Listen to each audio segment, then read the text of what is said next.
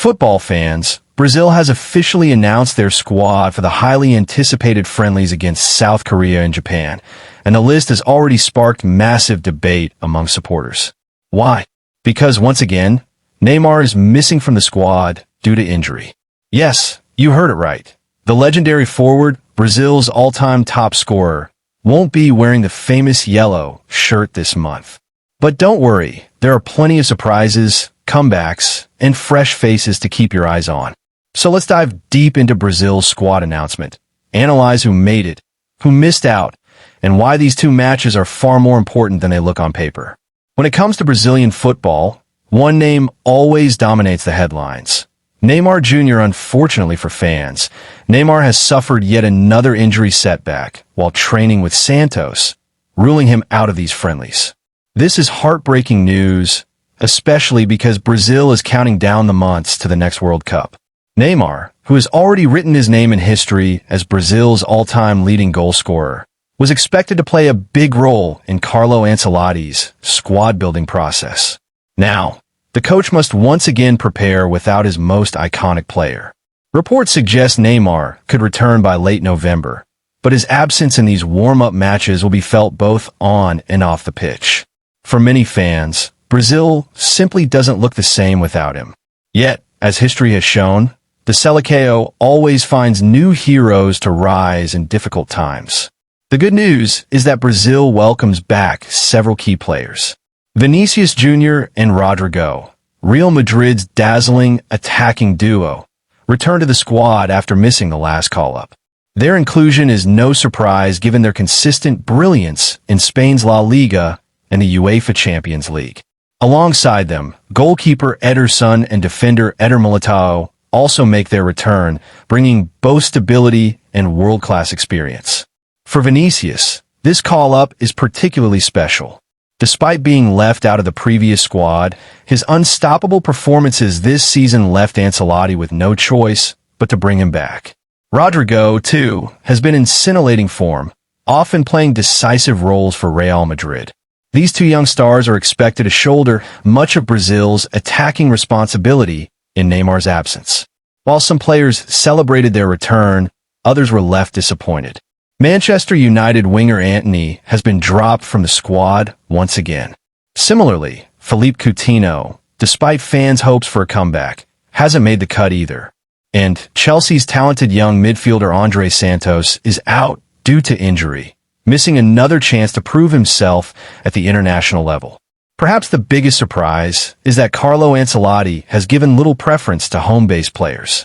Out of the 25-man squad, only two come from the Brazilian league, goalkeeper Hugo Souza and defender Fabricio Bruno.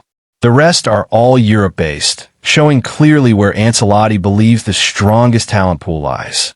Brazil's attack looks exciting, even without Neymar. The frontline options include Vinícius Júnior, Rodrygo, Gabriel Martinelli, Matheus Cunha, Richarlison, Luis Enrique, João Pedro, and the teenage sensation Estevão Willian. Estevao, often called Messinho by fans in Brazil, is one of the most talked-about prospects in world football. This will be a golden opportunity for him to show his skills on the international stage. Gabriel Martinelli, meanwhile, continues to shine in the Premier League with Arsenal, and Richarlison remains a regular face in the squad. Together, this blend of youth and experience could give Brazil the spark it needs to dominate Asia's strongest teams. In midfield, Brazil looks stacked with both defensive steel and creative magic. Casemiro, Bruno Guimarães, Lucas Paqueta, Joelinton, and João Gomes form a strong and balanced unit. Casemiro, with all his leadership and experience, will once again anchor the midfield, while Paqueta and Bruno Guimarães are expected to drive the attack with creativity and energy. One notable absence here is André Santos, who misses out due to injury. His development at Chelsea has been watched closely, but for now, he will have to wait for another chance. With Liverpool's Alisson Becker unavailable due to injury, this camp provides a massive opportunity for Hugo Souza. The young goalkeeper, one of only two domestic-based players in the squad, will get the chance to show whether he can be Brazil's long-term option between the posts. Alongside him, Bento has already impressed in recent appearances, while Manchester City's Ederson remains the most experienced name. Defensively, Brazil has both positives and negatives. The bad news is that two key names, Marquinhos and Eder Militão, are missing due to injury. Their absence leaves a gap in leadership at the back. However, Gabriel Magalhães has been in sensational form for Arsenal, both defensively and offensively. Fun fact, among Premier League defenders, only Virgil van Dijk has outscored Gabriel in terms of goals in recent months. Supporting him are Fabricio Bruno, Beraldo, Van der Sar, Wesley, Caio Henrique, Carlos Augusto, and Douglas Santos.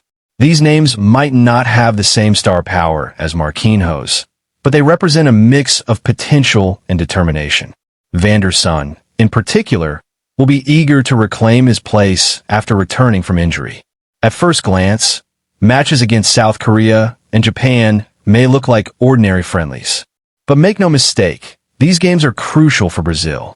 Both opponents are Asian powerhouses, known for their discipline, speed, and tactical awareness.